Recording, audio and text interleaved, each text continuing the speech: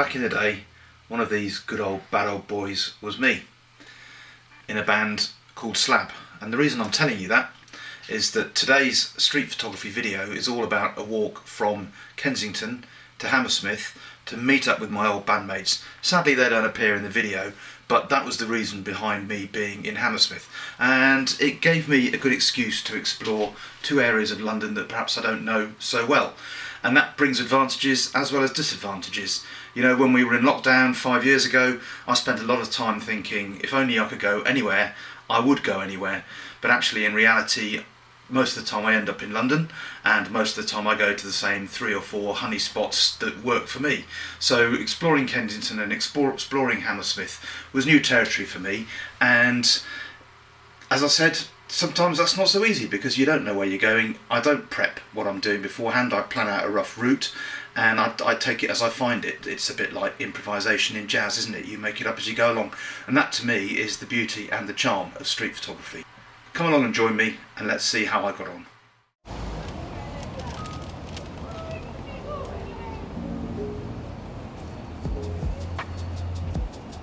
Starting the day in Kensington today, Kensington High Street. It used to be called the Queen of London High Streets. Imagine that, the Queen. Well, it's still very affluent, busy, as we're about to see. It's not quite what it used to be. There was, I think, 3 major department stores that kind of made it so popular. Barker's, Pontins and Derry and Tom's.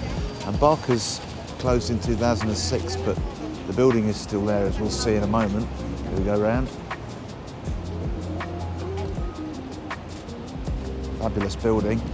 And a bit further down the road, let's go down the road a bit further, somewhere in the distance is the Derry and Tom's building.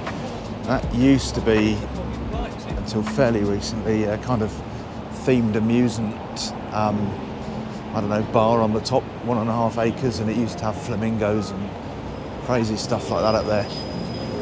So we're going to walk along the high street this morning. Going to get a real mixture of people, shop fronts, maybe some good light and shade, and we can make our way to Holland Park first of all, which is going to be much calmer and quieter. So let's just see what we find on the high street first.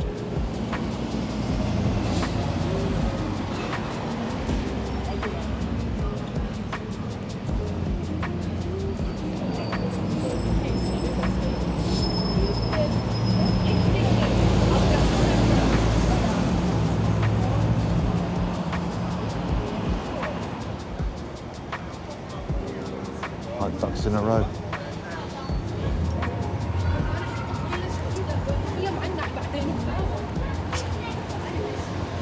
And basically he was playing it with us and he was on what?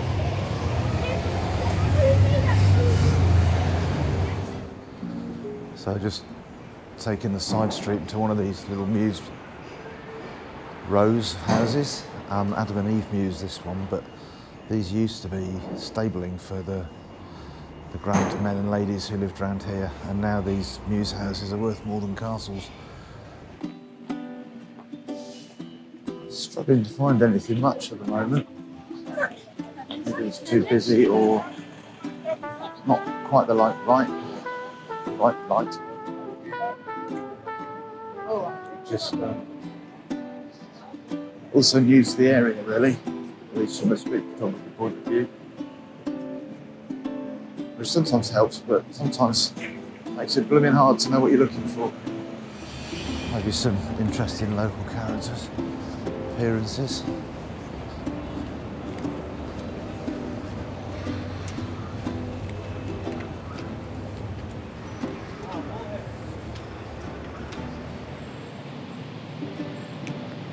Thankfully still breathing. A few signs of life. So I've turned off the high street and into Phillimore Gardens, and the Phillimore family still own huge tracts of London. It's going to be a bit quieter up here. A little more genteel, don't you know?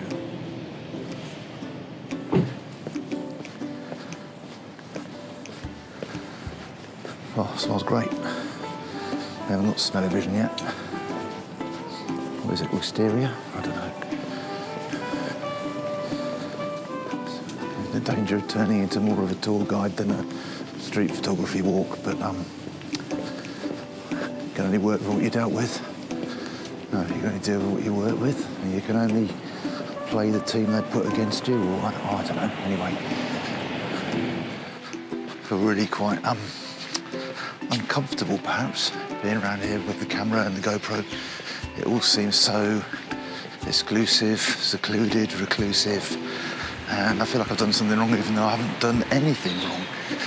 Just somehow I'm auto-guilt. Anyway, going around the corner into the Duchess of Bedford's Walk. I wonder if she had a good walk, a funny walk.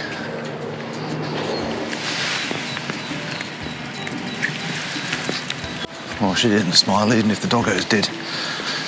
Oh dear. I'm no Elliot Erwitt.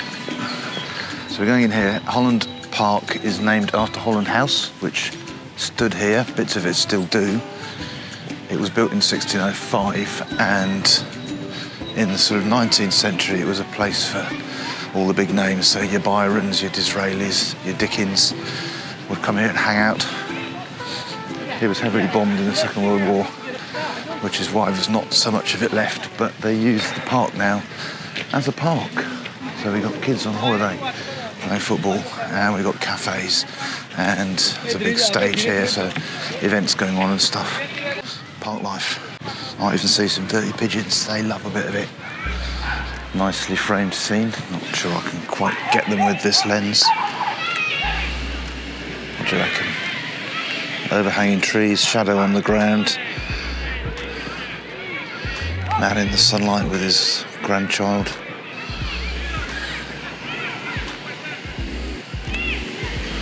It's okay.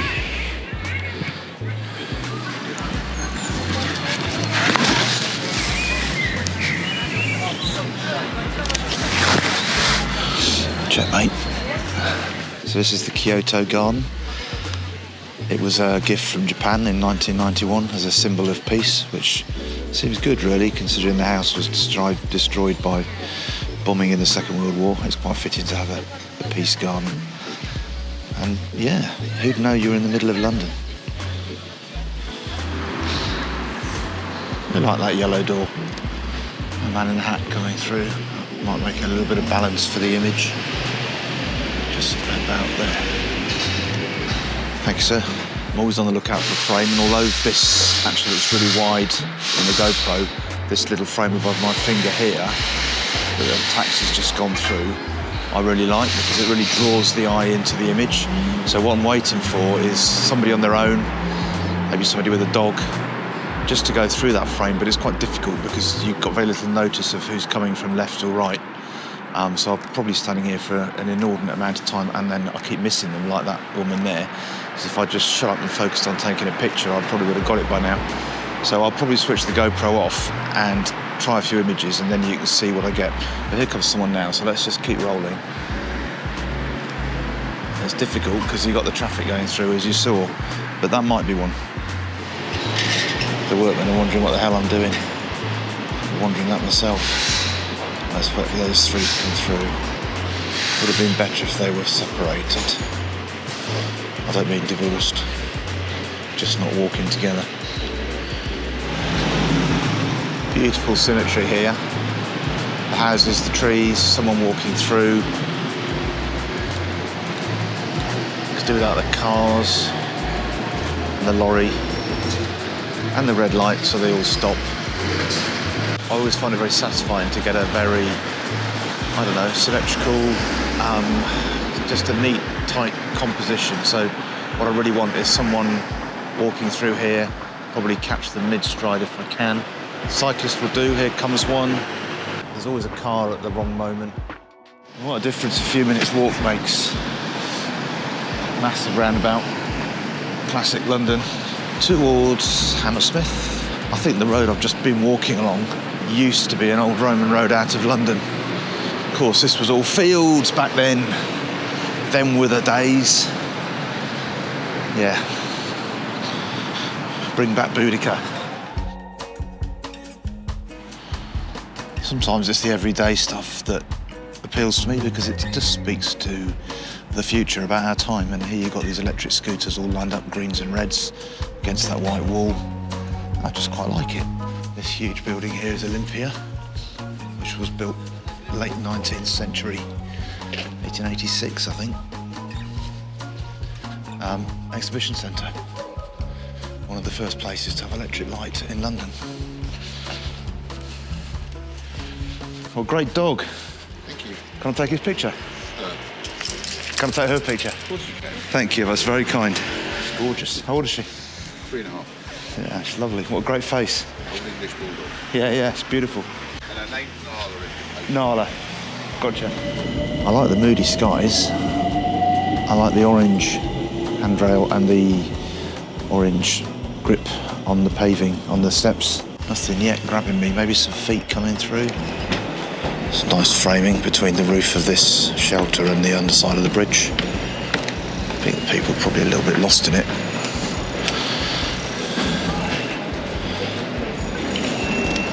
It always pays to look around though.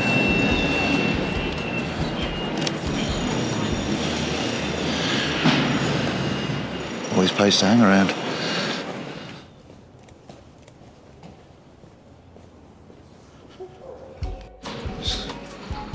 Quite a nice tangle of orange and white here. Not sure I could do too much with it, but stairway leading your eye down always makes me think of that Cartier-Bresson image of the cyclist. Anyway, there is no cyclist today, just some cycles. Quite like the scattering of smokers and lunchtime eaters outside the Olympia building. Open now apparently. And then further round you've got this scaffolding. Nice abstraction. Not quite sure what I can do with it. Seems to be the story of today really. Some quite interesting things. Nothing to absolutely make my day yet. It's always a little bit of a lottery going out shooting, but you've got to play the percentages, haven't you? The more you go out and shoot, the more chances you've got of finding something. Pitching crossing the road.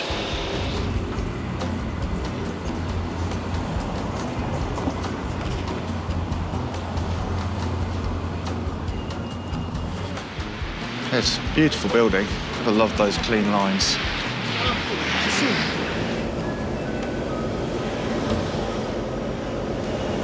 The odd silhouette of the bus, backdrop.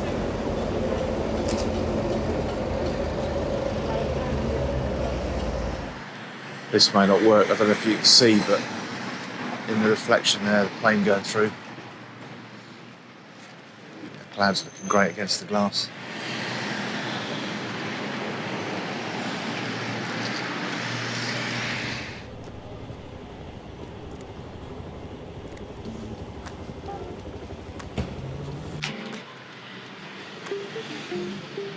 So getting into Hammersmith now, it's getting busy. Busier. It's lunchtime. People out looking for food. Me out looking for food. And photos of people out looking for food. You get the picture. I so very often don't get the picture on the other hand. But hey. During the walk, during the sun, when it sticks its head out.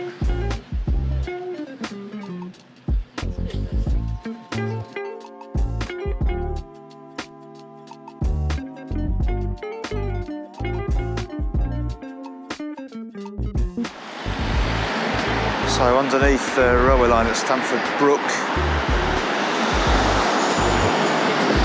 always drawn to a poster, especially with a good phrase on it, The Last of Us, and the triangle of light coming in here leads straight to it. What I really need is somebody on the other side. I'm always waiting for somebody on the other side.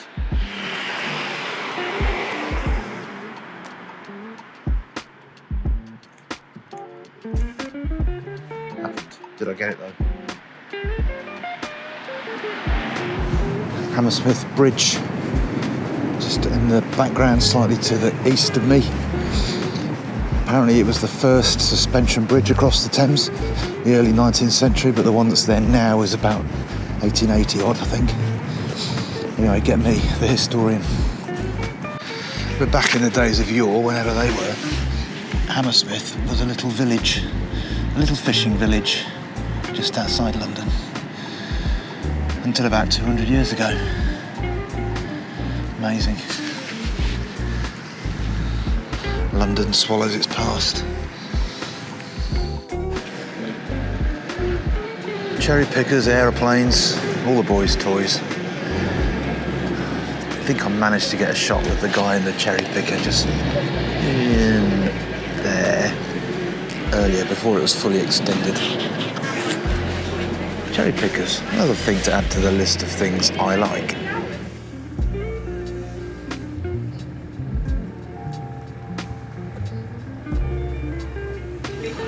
And I'm going to head back west down the river for a well-deserved pint of Guinness.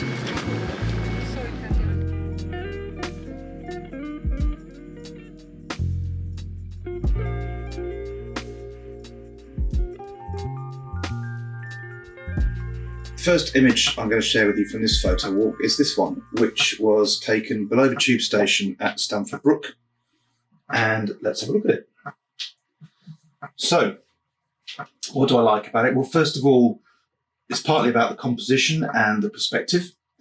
I really like the leading lines under the bridge that bring you in from the top of the image in to this billboard and this woman on the bike. More of them later.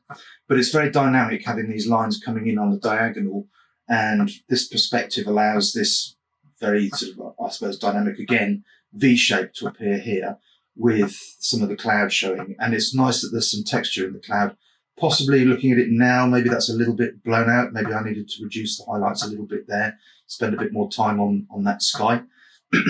But then coming down to the bottom third of the image, you've got this woman who is roughly on a third, and I think that was intentional because I wanted her to have come through the image into this patch of light here. I could have made more, moving on to think about the colour and light, I could have made more of the contrast, possibly even created a black and white version of it with it in much harsher contrast. The contrast here is quite light, but I could have made more because this bottom corner is clearly the sunny part and would have made a good contrast if I'd left the rest of it darker. But I did want to include some of the detail. Possibly now looking at it, the billboard is a little bit lighter. It has I think if I'd made it darker than this, it would have had a bit more of a dystopian feel. And I like the text in there, The Last of Us. It's a sort of a dystopian phrase as well. And I think it fits well with the sort of the graffiti here and the grit and texture in the wall behind. But going back to the colour and the light, there's a good tonal range. You know, there's nothing that's lost in the shadows too much. You've got all these rivets. You've got the nice pattern of the underside of the bridge, the green and the dark coming through here. And I like this gold that gets picked up in the sides of the bridge. And then down, it looks like where rust has come through in the rain and onto the white walls of these white tiles behind that have been discoloured by that rust colour, which again is picked up in the face on The Last of Us here, and also in the coat and the shoes of the lady on the bike. So the human element is important. Without that, it becomes quite an abstract image, and obviously you've got people in this, as I said, dystopian poster. But in her as well, she gives a sense of scale to the image. Obviously, this face is completely enlarged, and she's smaller still than this larger woman in the poster. So she gives us a real sense of what size actual people are. The fact that she's moving through on a bicycle gives it a transient feeling, a sense of time being important on this. And as I said, I waited till she was a third of the way through. If I'm being really fussy, maybe it would have been better reversed with her cycling into the image rather than out of it. It's always better for an image to have somebody moving into it rather than moving out of it. But I guess if she'd been coming this way, should have been on the wrong side of the road, and I would probably have been photographing some kind of catastrophe. So good for her for staying on the left-hand side and doing as she's told. So yeah, again, I think if I'm being critical, it may have been better in black and white, but I do like the colour tones here, and I do like the fact that you've got this, I guess, lower contrast. But maybe one day I will try it in black and white. But I'm pleased with it. I like the dynamism. I like the sense of scale. I like the grit in the image behind. So that's that one. I'll put that to one side. The second image I want to share with you is this one, which has a completely different feel to it. It's very much about the composition here. There's a great deal of symmetry going on. The two trees, the repetition in the buildings, even the placing of the street furniture, the lamppost, the school sign here, and the woman walking through is central. And also the timing here, where she's walking, she's mid-stride on her phone, classic 2025 pose. It's symmetrical. So composition is absolutely key to it. The colour palette I really like. It's fresh, it's clean. There are various pale pastel shades through from whites to off-whites to sort of grey whites, and then an almost salmon-y pink over here. And also picked up in the pink of her jacket and the pale pastel greens of the pram, the pushchair, which are also picked up in various parts of the picture, not least the flowers and the leaves on the trees, flowers in the window box. So yeah, it's a very fresh, clean colour palette, a springtime image with those lime green leaves. And the timing was important because there was a lot of traffic going by on this road, as you saw. And I needed it clean, I needed it without traffic, because if there'd been any traffic at all, she would have been hidden behind the cars.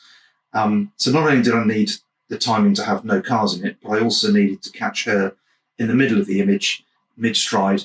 If she hadn't been mid-stride, it wouldn't have worked nearly so well. It's only a little thing, but those details can make or break an image. And lastly, the clarity and the exposure. It's possibly a little bit over to the right in terms of the histogram and the exposure. But I wanted a bright, clean image here, and it's crisp. You know, I shot at probably f8, maybe f11 even for this, because I wanted all of those details to be crisp and clear. Possibly a criticism, but actually something I did do deliberately, was I could have left out these road markings. It's cropped to 16:9, this image, so there were even more. There's even more information at the top and at the bottom here. To me, it gives just information about where we are. I hope it's not a distraction for the eye. I guess before all these road markings were there, it would have just been a grey, just a grey road without the markings on it, and maybe that would have been better. But they're there. I'm not about to edit them out in Photoshop, Lightroom, or anything like that, because that's not ethical in terms of street photography for me. But I do accept that I could have cropped it tighter and not had those. But I just kind of think it needs that visual weight at the bottom to ground the picture. The third image was one taken at the scaffolder's van, and it's this black and white one here. Really an example of, I think, what they call found object photography. And this was an opportune moment because, well, it wasn't a moment really, because it was just parked there, but it was while I was looking for the people going through that small frame on the back of the van, if you remember. My eye was drawn to all of this kit. Very much a jumble of bits and pieces in the back of the van, no structure, no order to it.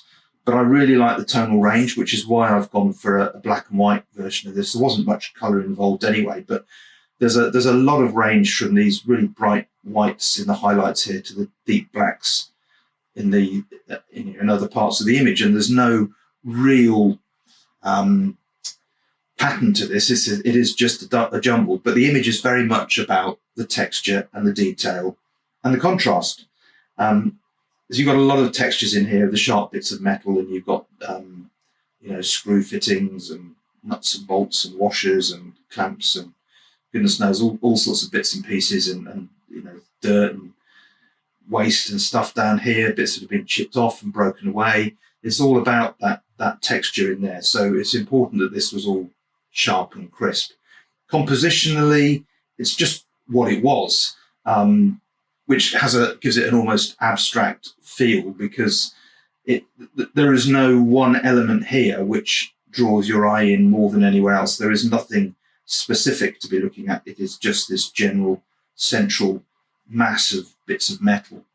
So that's the appeal to me, but it could also be said to be saying something more about utility or about decay or about jumble workmanship or any of these things. It's I think it works on its own, but it could also work on as part of a project, perhaps on the workmen or the builders or whatever it is, just to ground you in some of the tools of their trade, really. So yeah, to me it's the tonal range, the contrast, and the texture and the detail in this that makes it work. So I hope you enjoyed my little trip from Kensington to Hammersmith with me. I certainly enjoyed the beers with the boys at the end of the day, and I will put a link, if I can work out how to do it, I will put a link right down there or up here or something to the track that my band Slab was responsible for a long time ago. If you enjoyed this video, don't forget to like and subscribe. Good to see you. See you in the next one. Take care.